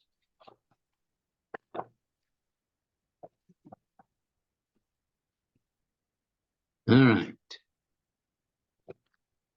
A dragonfly darts through desert sky, red against the creosote leaves, where the trailhead signs show there's water hidden somewhere through rocky trails, and all the lonely sand shows shadows of footsteps, untouched by winds that have come down from mountains that have risen up from time, metamorphized and changed from seafloors and mountains that fell before time was counted, and the ancient ancestors of insects still crawled beneath the water. And seas were still a fantasy, and trees were still a fantasy, imagined by a blind muse, the one that whispers to me, the one that tells me I am bone and flesh, bound for glory, the one that lies and tells me that I am separate and unique, the one that tells me these genes die with me as my words disappear like a dragonfly to an unseen oasis where my words ripple across the surface of a pool that I will never see, that reaches out and touches a new muse to rise up and fly across an empty sky to light upon another that travels the same path and not seeing the same pool that I never truly saw. Okay, should be one more. See if I can find the right piece of paper. There we go.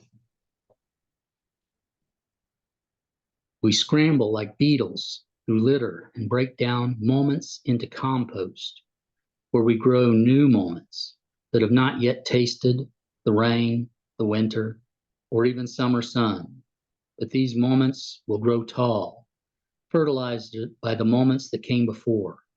All the future lives off all the past, back to the beginning of time, before, when people I will never know dreamed dreams that may never have come true. Those dreams feed mine and take a fallow ground and fill it with wildflowers, useless, useless flowers. Unless beauty is useful, but beauty is in the eye that see, not in the flower. The flower doesn't see what it brings, though the beetle sees and knows in its tiny beetle mind that beauty may not provide function, or maybe it does, to the muse.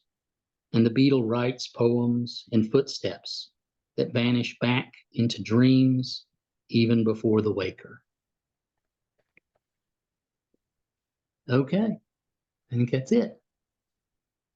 All right, so that one word, is that word almonds? Or is it meant to be not almonds? Demons with AI. Yeah, so it's correct as it is then, right? Well, I can't really read on the Yeah, there it is screen, there. so Is that correct then? DAIMONS? Demons. Yeah, yeah. Yes. All right. Yes. And the other thing, I might have placed the photo incorrectly. That may have been the cause of those two poems coming together like that. I'll have to just move the photo to its correct location. Yeah, I think that's what it is. Okay. Woo. Dan, Don, excuse me, I have to excuse myself for the evening. It's around midnight here back east, and time for me to call it a night. But I really enjoyed everybody's poetry tonight. Thanks for sharing that tonight with us. Thanks, Marvinlouis and everybody else who participated. I'd like to do it again sometime. Thanks, Bruce, for coming out. All right, have a good evening, everybody. You too. And our final poetic librettist, other than that self-indulgent host, meaning me, is Diosa. So let's find that libretto. Good evening, everybody. Find that libretto.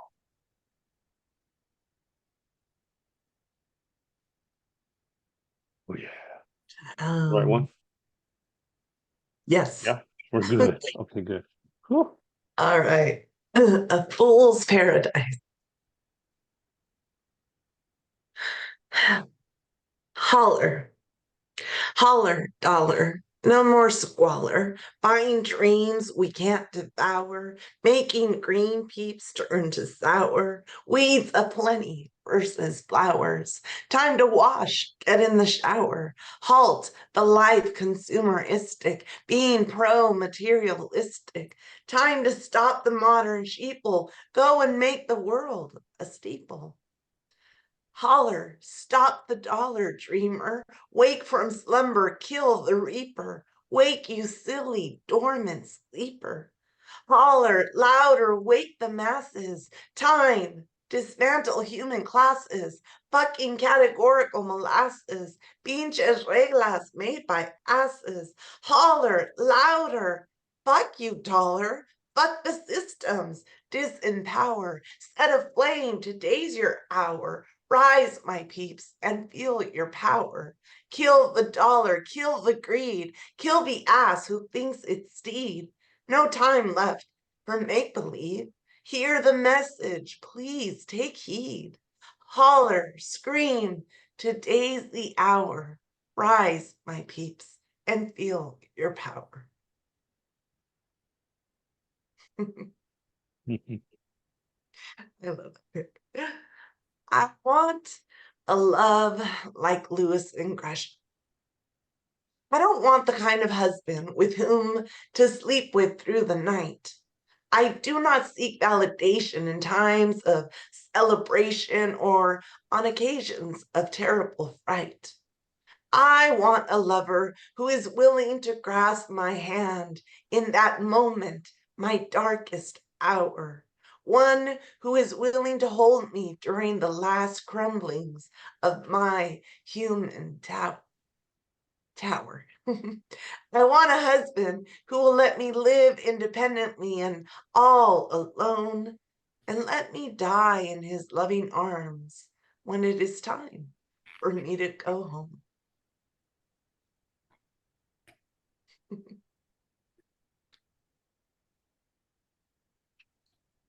Do you hear what I hear? The winds do call. What say they? Are you anchored? Are you rooted like the mighty redwood? If so, are those roots strong and vibrant and in good health? For you will never know which way the winds will come. You will never know their true depth, be they red or blue or white or black. Are you ready for what they bring? Are you strong enough to hold firm, flexible enough to bend, not break? Be at peace, knowing you know enough to know you know nothing. Be at peace, knowing you are fully prepared for that which we can never expect.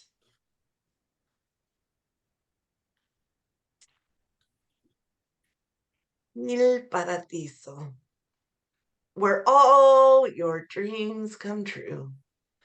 Vieni qui, wake up, you silly rabbit. There is a reason dreams only come true in your sleep, in your waking state. You've got to work hard to make your needs, wants, and desires a reality.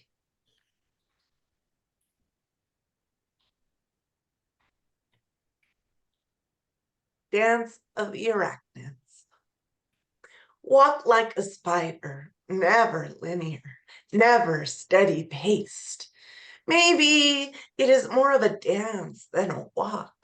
We, the spiders and I, seem to move in a rhythmic sort of way. The more I observe, the more I realize it is a tango we tangle with. 2 steps forward, pause. 2 steps back, pause. Slide to the side, turn, hop, skip across the floor, slowly glide back in zigzag motion. The spiders and I, we love to tangle. with the tango.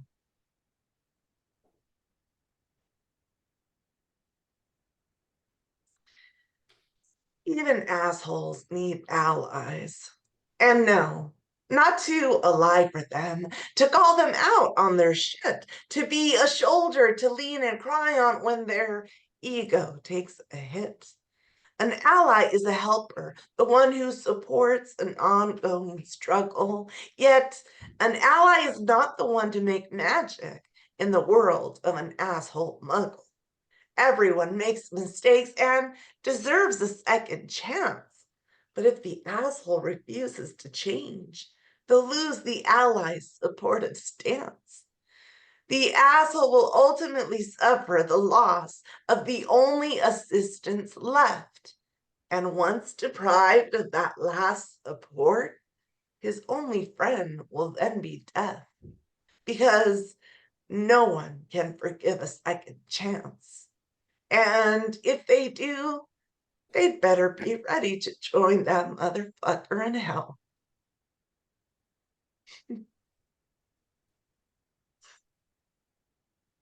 Por tonta. Cuando más te quise, no estuviste. Y todo por mi maldito orgullo. Tú querías, pero yo no. Tú me amabas, pero yo no. Y ahora que me encuentro naufragando entre los recuerdos, cómo anhelo aquellos momentos, aquellas sonrisas, aquellas desveladas sin ningún sentido, que se sentían como sueño hecho realidad, sueños que nunca imaginé poder tener, sueños que nunca más tendré por orgullo, no, por miedo. Aunque nunca entendiste ese pavor del cual yo sufría silenciosamente y que nunca llegarás a entender. Lo que más tenía ocurre precisamente. Cuando más te quiero, más me olvidas. Por tonta, por siempre.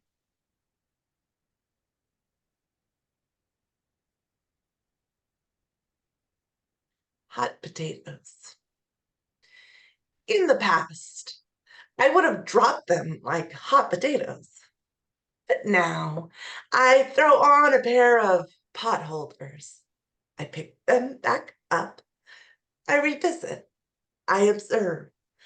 I learn. My, Adrianita, how you've grown.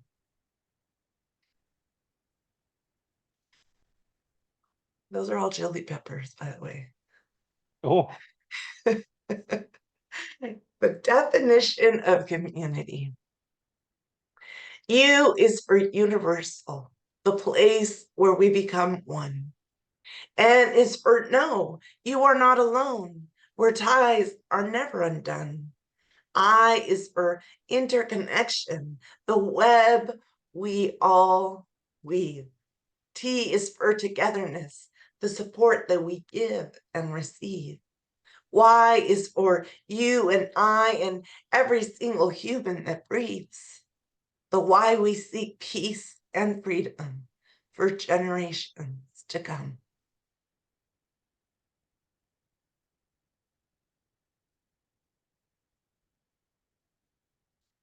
Fun.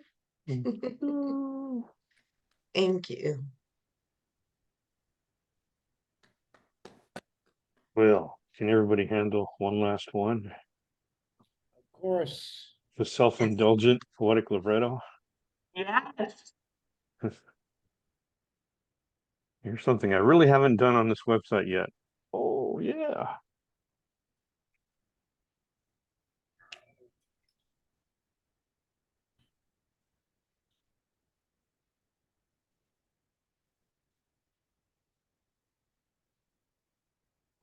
That's not the one I want. That's the one. The oldies.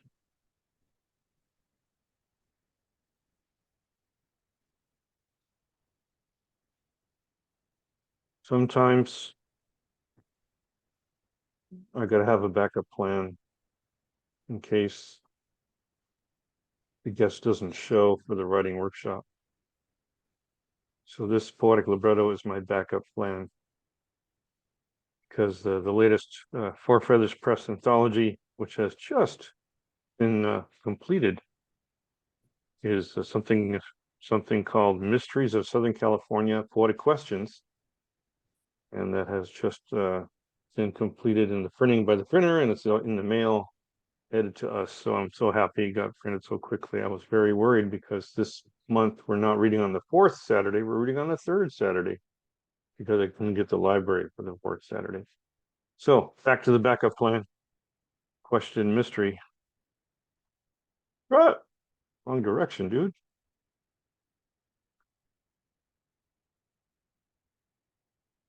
I broke some poetic libretto rules here, sorry. Poetic soul.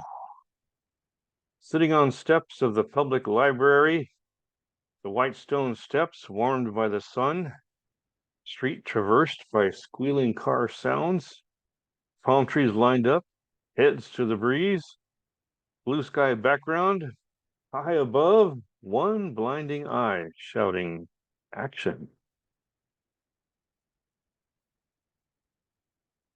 Fundamental questions. When I breathe, is this how the wind feels, constantly exchanging parts of spirit? When I sneeze, is this how a geyser feels, releasing jet because it tickles? When I cough, is this how a blowhole feels, expelling material caught inside? When I shiver, is this how an earthquake feels for moments, spreading throughout the land? When I cry, is this how clouds feel when they can't help but rain? When my heart flutters, is this how the earth feels when we test bombs? When I fart, is this how a fisher feels letting out pent-up gas? When I pee, is this how a waterfall feels all the time? When I shit, is this how an undersea vent feels extruding mantle onto seafloor? When I vomit, is this how a volcano feels inside, erupting outward? When I swing my hand, is this how an asteroid feels to hit another orbiting body?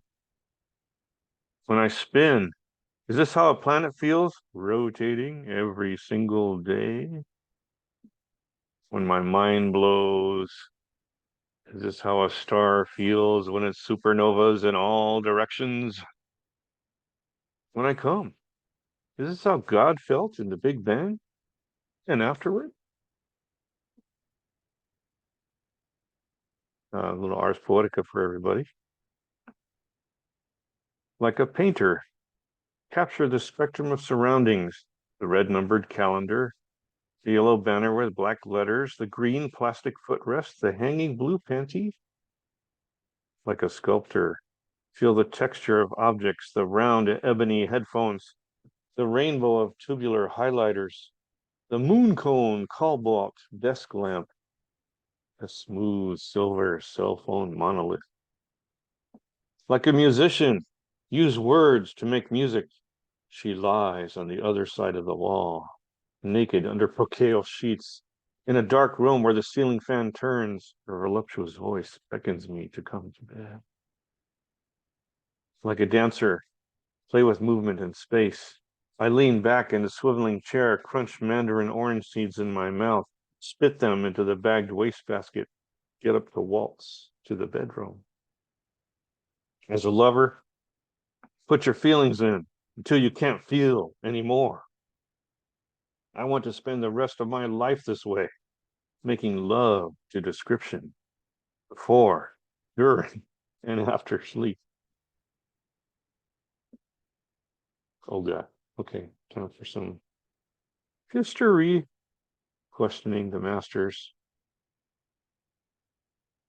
Shakyamuni, if I tip my fingertips to the ground, will I achieve enlightenment? Buddha, will there someday be a statue of me? with only my feet remaining? Ganesha, will my love of sweets make my stomach burst? Guardian, am I a happy lion when it comes to protecting my tribe? Winged figure, can I support my cosmos with a hand? Rivera, will my sense of touch help me learn the paragon of forms?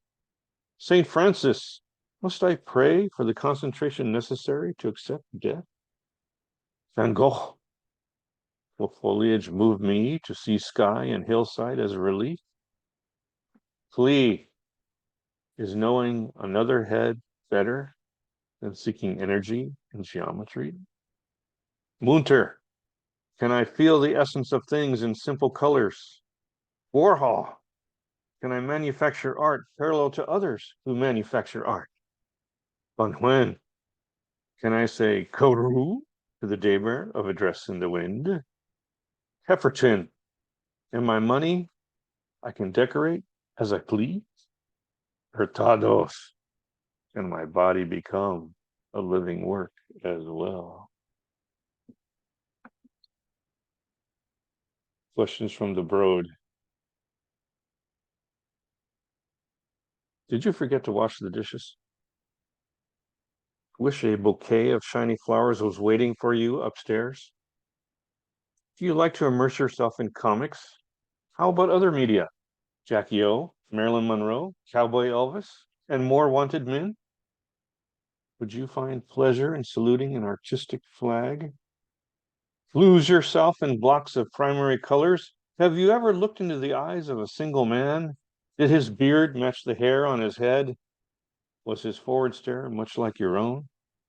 Have you ever dreamed of having 3 penises too? Is the fire burning in your cabin intentional? Why does a tear fall on your cheek? Are you worthy of a crown as well? When you glance in the mirror, do you feel like a fake? Remember when you could peer up at a dining table? Ever vomited money, suckled the teats of society? Does your jaw slacken at America in bright lights? With the shadows of the oppressed, including you? Who doesn't adore a nice bite in the neck? How long have our heads been hanging upside down? Why do we construct a god out of darkness, missing a hand, featuring only one good eye?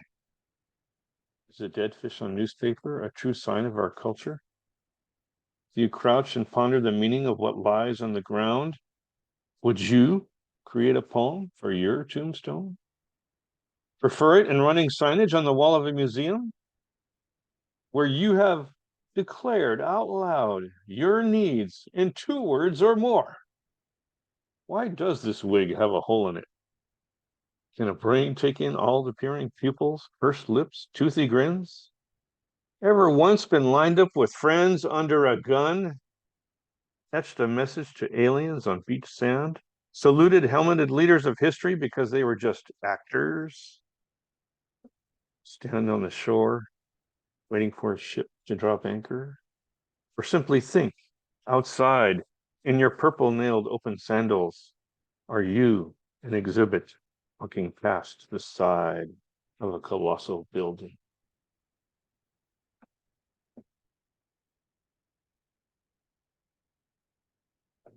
MMT love. In this magical mystery tour of life, I'm your fool on the hill, flying, trying to find the blue jay way of loving. Your mother should know, too, I am the walrus when it comes to hello, goodbye. I'm wishing for strawberry fields forever in our lives, a happy penny lane. I declare, baby, you're a rich woman. Because really, all you need is love. And the last poem, Olympic questions. I think I need a little water.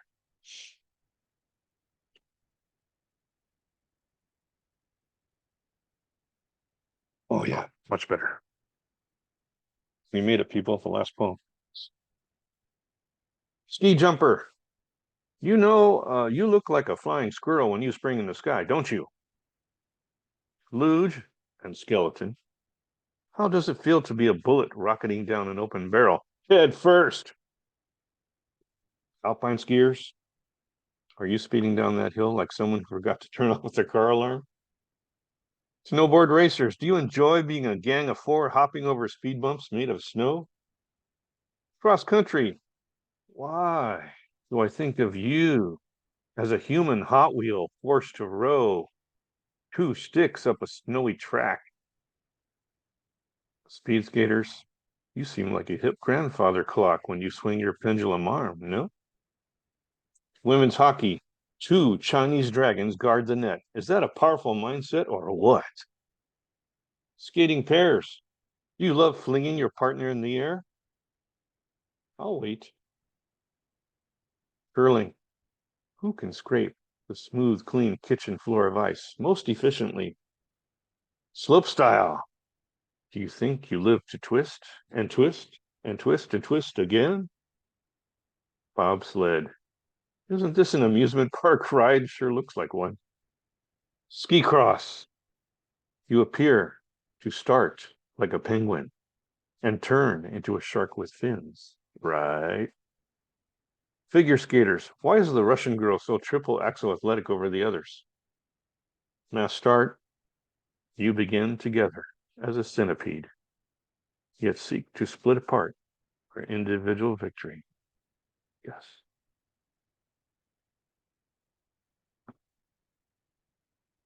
We made it. Any final words, Marvin?